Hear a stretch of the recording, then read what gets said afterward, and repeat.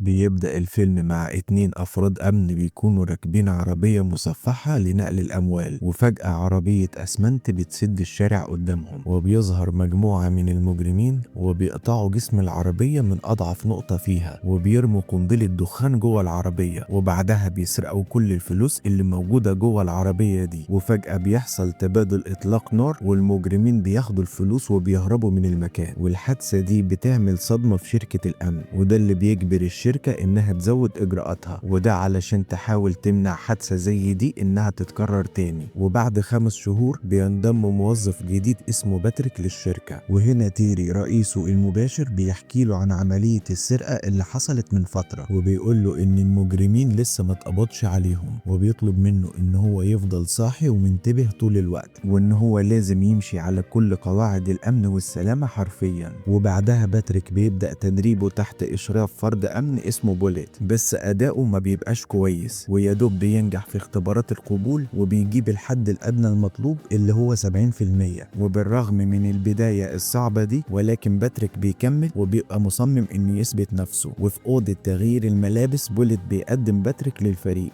ووقتها واحد من الفريق اسمه ديف بيفضل يسخر من باتريك وبيستفزه بالكلام، فبيرد عليه باتريك بسخرية أكتر منه وبيهزقه قدام الفريق كله. وهنا دانا البنت الوحيدة اللي في الفريق بيبان عليها الإعجاب بباتريك، واللي بيكون واضح عليه إن هو هادي جدا وواثق من نفسه. وأول مهمة لباتريك بتكون مع بوليت وديف، وأثناء ما بيكونوا في طريقهم ديف بيبقى رغاي حبتين وبيحكي عن اليوم اللي حصلت فيه السرقة، بس هو اتصل قبلها بالشركة واخد اجازة لان هو كان تعبان، ودي حاجة خلته يخرج من دايرة الشك بان يكون ليه يد في عملية السرقة. المهم ان اول عملية تجميع اموال بتم من غير اي مشاكل، ولما بيرجعوا لمقر الشركة باتريك بيلقي نظرة سريعة على نظام الحراسة المشدد، واللي بيتكون من بوابات حديد واجهزة كشف معادن، ده غير الموظف اللي اسمه جون اللي بيحرس المدخل. وفي اخر اليوم الحراس بيشيلوا بطاقات هويتهم وبيحطوها على لوحة معينة في الشركة، ووقتها بنعرف ان الفريق كله هيروح يسهر في حانة قريبة منهم الليلة دي. وبوليت قبل ما بيمشي بيعزم على باتريك انه ينضم ليهم، وبعدها باتريك بيقف قدام لوحة بطاقات الهوية وبيفضل يبص لها باهتمام. وبالليل الفريق كله بيتجمع في الحانة، ووقتها باتريك بيلعب بلياردو مع جون، بس الجو بيتعكر لما افراد الامن بيسخنوا جون انه يتخانق مع باتريك، وده كنوع من الهزار والتسلية، وكمان علشان يشوفوا رد فعل باتريك. ووقتها باتريك بيتعامل مع الموقف بكل هدوء وبيحط جون في موقف وحش قدام زمايله بأقل مجهود، وساعتها جون بيبقى مكسوف من اللي حصل له، بس ما بيرضاش انه يزود الموضوع اكتر من كده وبيمشي. ووقتها بوليت بيراقب الحوار وهو مستمتع باللي عمله باتريك. وتاني يوم باتريك بيكون مع بوليت وديف في مهمة جديدة، وبيظهر ان بوليت خرج من العربية علشان يستلم مبلغ $100,000 بس لسه مرجعش، وبتفشل محاولات ديف انه يتصل بيه باللاسلكي لانه ما بيردش. وفجأة بيرد عليه رجل عصابات وبيقول له انه بوليت اتاخد رهينة، ووقتها ديف بتجيله حالة ذعر وبيقول لباتريك انهم لازم يرجعوا للشركة فورا، وده لان الفلوس ما تستاهلش انهم يموتوا. ولكن باتريك بيرفض وبيقول له بكل هدوء وثقة انهم مش هيسيبوا بوليت ويمشوا. وثقة باتريك في نفسه بتخلي ديف يتراجع عن فكرته، وبيقرروا انهم يواجهوا العصابة. وساعتها المجرمين بيطلبوا منهم يسوقوا العربية لمنطقة مهجورة، وهناك بيخرج واحد من العصابة وبيكون ماسك بوليت تحت تهديد السلاح. اما باقي العصابة فبيأمروا باتريك وديف انهم يرموا الفلوس في شنطة العربية بتاعتهم، فبيبدأ باتريك في ان هو يرمي شنط الفلوس واحدة ورا التانية، ولكنه بيرمي شنطة منهم بعيد عن العربية، فبيحذروا واحد من العصابة انه ما يحاولش يعمل اي خدعة. وبعدها بيخرج واحد من العصابة علشان ياخد الشنطة اللي باتريك رماها بعيد، وهنا باتريك بيستغل الفرصة وبيضرب الراجل ده بالنار في رجله، وبعدها بيضرب نار على الراجل اللي ماسك بوليت. وساعتها بيحصل بينهم وبين العصابة تبادل اطلاق نار، والمعركة بتنتهي بموت اغلب افراد العصابة، ولكن واحد منهم بيهرب، فبيجري وراه باتريك لحد ما بيدخلوا مستودع مهجور، وهناك باتريك بيحاصره وبيسأله مين اللي بعتهم،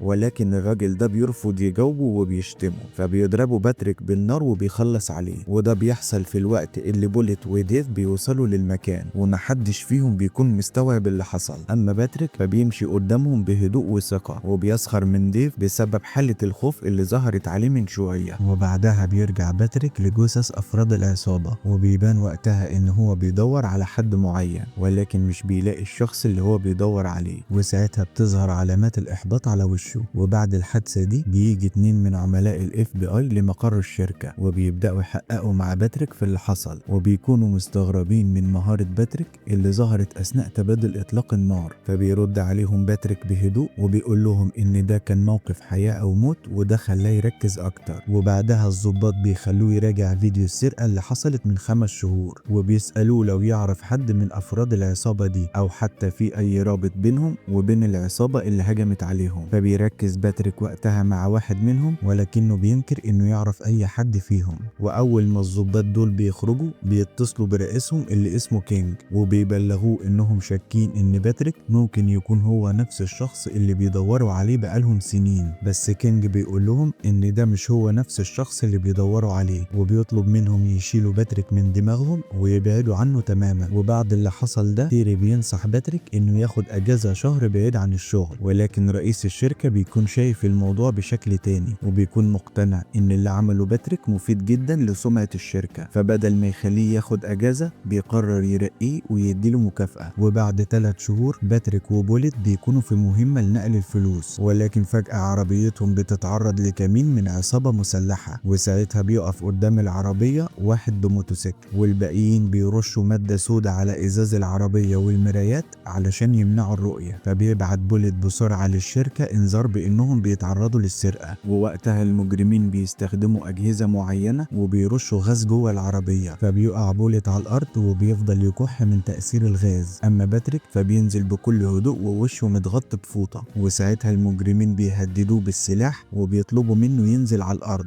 ولكن اول ما بيشوفوا وشه بتحصل حاجة غريبة جدا، وهي انهم بيخافوا منه وبيطلعوا يجروا من المكان بسرعة. وفي مقر الشركة تيري ما بيكونش قادر يفهم رد فعل العصابة وفي نفس الوقت بيكون منبهر بقدرة باتريك على التعامل في المواقف الصعبة. اما بوليت فبيحكي لديف عن الاحساس الغريب اللي بيحسه ناحية باتريك وبيقول له ان المجرمين اتعرفوا عليه اول ما شافوه، وده بيأكد ان باتريك مش فرد امن عادي. وفي الوقت ده بتعترف دانا لباتريك بمشاعرها ناحيته، وبعدها الاتنين بيقضوا الليلة سوا في بيتها. ولكن في نص الليل باتريك بيواجه دانا تحت تهديد السلاح وبيطلب منها اجابات عن الفلوس اللي هو لقاها في بيتها، وبيسألها لو هي بتشتغل لحساب منظمة اجرامية او ان هي متورطة في حاجة اكبر من كده. وقتها دانا بيبان عليها الخوف والتوتر وبتنكر اي صلة باي منظمة اجرامية وبتقول له ان هي سرقت الفلوس دي اثناء شغلها في الشركة. ولكن باتريك بيفضل شاكك فيها وبيقول لها ان هو يعرف كل حاجة عنها وعن عيلتها وبيحذرها ان هي تخبي عنه اي حاجة، ولكن دانا بتقول له ان هي ما بتكذبش عليه. وهنا بنرجع بالزمن 5 شهور لورا ووقتها بنعرف ان باتريك يبقى زعيم عصابة كبيرة جدا، واليوم ده بيزوروا ابنه دوجي علشان يقضوا اليوم سوا. لكن وقتها بتيجي لباتريك مكالمة من واحد من رجالته اسمه مايك وبيعرفوا ان في مشكلة في الخطة بتاعتهم. وهنا بنفهم ان رجالة باتريك كانوا ناويين يسرقوا عربية الفلوس اصلا، وبيبلغوا مايك ان واحد من رجالتهم مش هيقدر يوصل للمكان المحدد، وده لانه عمل حادثة بالموتوسيكل بتاعه. وبيطلب مايك من باتريك انه يراقب عربية نقل الفلوس وهي خارجة من الشركة ويشوف وقتها العربية هتلف يمين ولا شمال. وفي الاول باتريك بيرفض ولكن مايك بيصمم وبيقول له ان هو هيقوم بدور المراقب مش اكتر وبالتالي مفيش اي خطر عليه. فبيوافق باتريك وبياخد ابنه وبيروحوا على الشركة، وهناك بيلاحظ ان في عربية اكل جنب بوابة الشركة فبيستغل الفرصة علشان يغطي على المهمة وبيقول لابنه ان هو جعان وهيروح يجيب لهم اكل. وقبل ما ينزل من العربية بيطلب من ابنه انه يفضل في العربية وما ينزلش منها، وبينزل هو وبيروح يجيب الاكل. وساعتها باتريك بيشوف عربية الفلوس وهي بتلف ناحية اليمين فبينقل المعلومة دي بسرعة لمايك، ولكن فجأة بتظهر مجموعة تانية من المجرمين وبيكونوا متنكرين في زي عمال البناء وبينصبوا كمين لعربية الفلوس. وساعتها واحد من المجرمين بيلمح دوجي في العربية وبيأمره ينزل منها فبيتخض دوجي وبيتصل بباتريك، ولكن باتريك بيكون لسه بيتكلم مع مايك في التليفون فبيسمع دوجي كلام المجرم ده وبينزل من العربية وبينام ووشه للأرض. ولكن بعدها بيلف وشه وبيشوف المجرم ده بعد ما شال القناع من على وشه وبيقتل أفراد الأمن بوحشية. ده باتريك بيكون راجع للعربية بتاعته بتاعته، وبيتصدم لما بيشوف المجرم ده وهو بيقتل ابنه، فبيجري ناحيته وهو بيصرخ من شدة الغضب، ولكنه بيتعرض لإطلاق نار قبل ما يلحق يعمل أي حاجة. وبيتصاب باتريك إصابة خطيرة جدا بتخليه يدخل في غيبوبة لمدة 3 أسابيع، ولما بيسترد وعيه الدكتور بيبلغه إن ابنه مات، فبيحزن باتريك جدا بسبب موت ابنه، وحزنه ده بيزيد لما طليقته بتحمله مسؤولية موت ابنهم الوحيد. وبعدها شعور باتريك بالذنب والألم بيتحول لرغبة في الانتقام، فبيلجأ لصاحبه القديم اللي هو نفسه العميل كينج،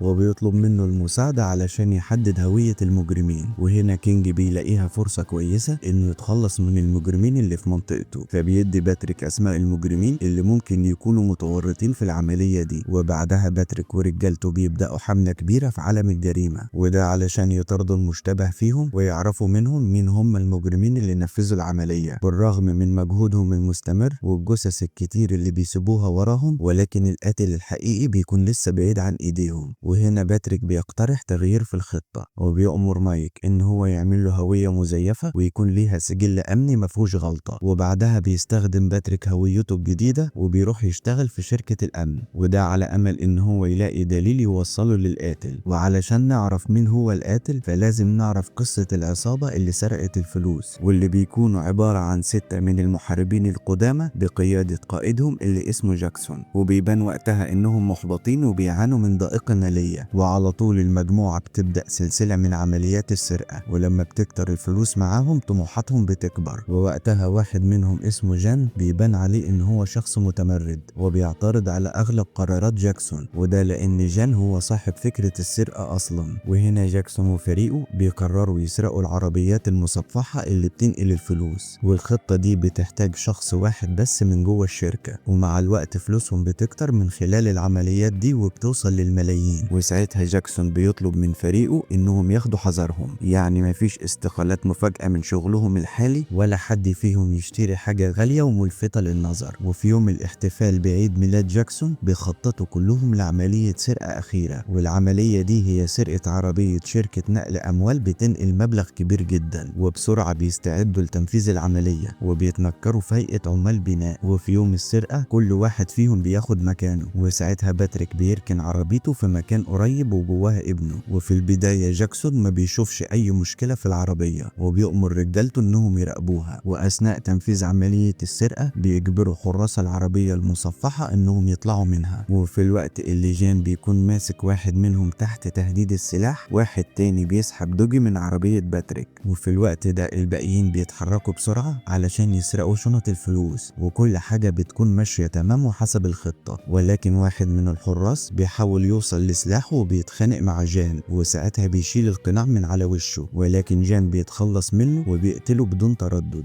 وبعد كده بيوجه سلاحه ناحية الحارس التاني وبيخلص عليه، ولكن جان بيلاحظ ان دوجي شاف كل حاجة، فبيوجه سلاحه ناحيته وبيموته فورا. وهنا زمايله بيتصدموا، وواحد منهم بيزعق لجان علشان هو بيعرض العملية كلها للخطر. ولكن فجأة بيشوفوا باتريك بيجري ناحيتهم، فواحد من الفريق بيطلب من جان انه يصيبه في رجله ويعطله، ولكن جان بيضرب باتريك بالنار في صدره. وساعتها عينه بتيجي في عين باتريك وهو واقع على الارض وبيفتكر ان هو مات. وبعد فترة من الشهور الفريق بيتجمع مرة تانية، ووقتها بيكونوا عاوزين ينفذوا عملية سرقة اكبر، فبيقول لهم جاكسون ان هو عنده عملية ضخمة هترضي طموحاتهم. ولكن قبل ما يقول لهم عليها بيزعق لجان، وبيفكروا ان تصرفه المتهور في اخر عملية كان ممكن يكلفهم حياتهم ومستقبلهم، وبيحذروا ان هو يعمل اي حاجة غلط مرة تانية. وبعدها بيقول لهم جاكسون انهم هيسرقوا اسطول عربيات شركة الامن في يوم البلاك فرايداي، واليوم ده بيتوقعوا ان العربيات هتنقل اكتر من 150 مليون دولار. وهنا جاكسون بيأكد على المخاطر الكبيرة اللي هتقابلهم، بس بيوعدهم ان لو العملية دي نجحت هتأمن مستقبلهم للأبد.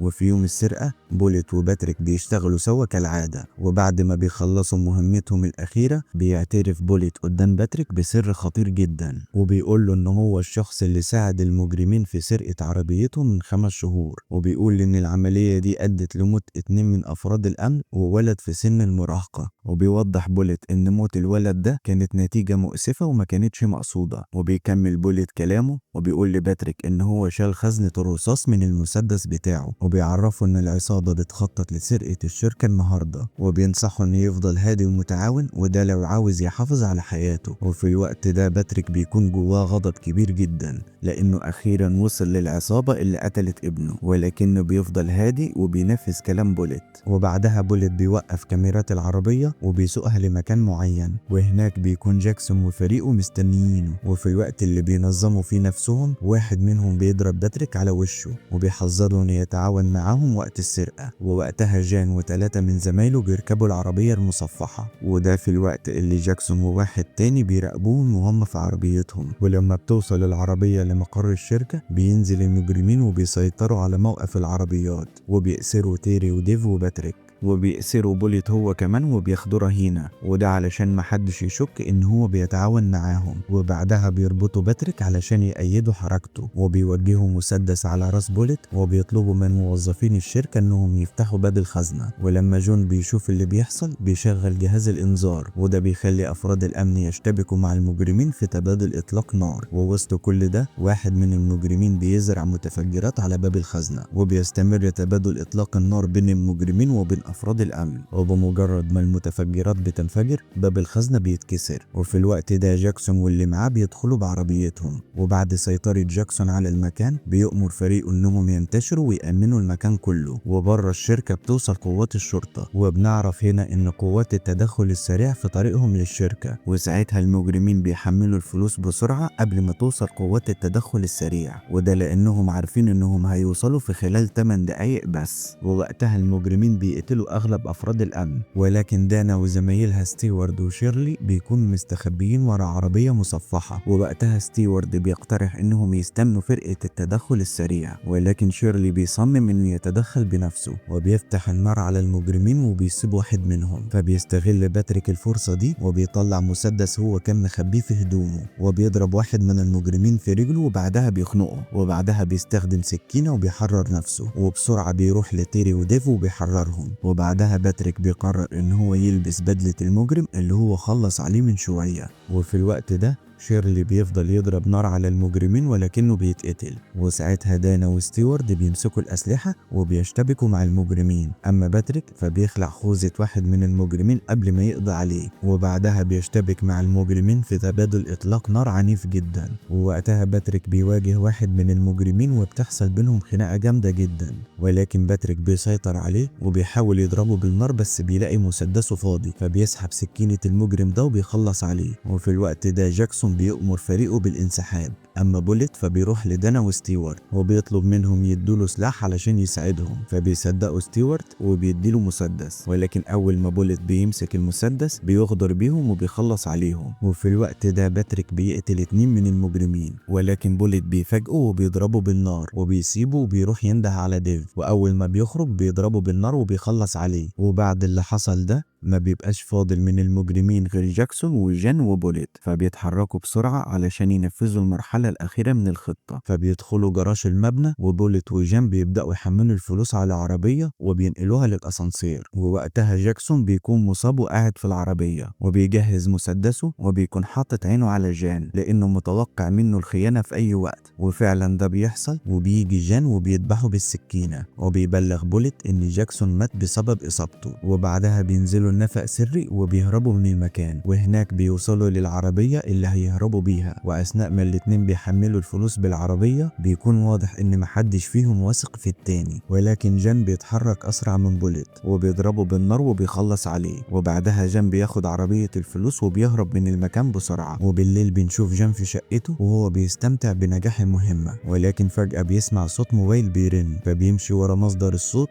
وبيكتشف ان في موبايل محطوط جوه شنطة من شنط الفلوس. وقبل ما يستوعب اللي بيحصل بيسمع صوت باتريك من وراه، فبيفهم ان باتريك حط الموبايل جوه شنطة الفلوس علشان يقدر يتتبع مكانه. فبيحاول جان ان هو يخبي صدمته وبيعرض على باتريك جزء من الفلوس، ولكن باتريك ما بيردش عليه وبيرمي له تقرير تشريح جثة ابنه. وبيعرفه باتريك ان ابنه مات ب4 رصاصات، رصاصة في الكبد ورصاصة في الرئتين ورصاصة في الطحال، واخر رصاصة جت في القلب. وهنا بيفتكر جان اللي حصل يوم الحادثة وبيفتكر نظرة باتريك ساعتها. وقبل ما جان يلحق يرد باتريك بيرفع مسدسه وبيضرب عليه حواليه 4 رصاصات، وكل رصاصة فيهم بتبين حجم الألم اللي باتريك استحمله، وبيقتله بنفس الطريقة اللي قتل بيها ابنه. ووقتها بيقع جان وبيموت في ساعتها، وبعدها بيخرج باتريك من البيت بعد ما انتقم لابنه، ووقتها بيلاقي كينج مستنيه وبيسأله لو خلص مهمته، فبيقول له باتريك ان ده حصل فعلا، وبيركب عربيته وبيسيبه وبيمشي. ولحد هنا وبيخلص الفيلم. الفيديو ده كتبته ومنتجته صوفي، ولو عجبكم الفيديو اعملوا لايك واشتراك في القناة وفعلوا زر الجرس علشان تشوفوا فيديوهاتنا الجديدة، وتابعونا على فيسبوك وتيك توك وانستجرام، واشوفكم الفيديو اللي جاي، واحلى سلام.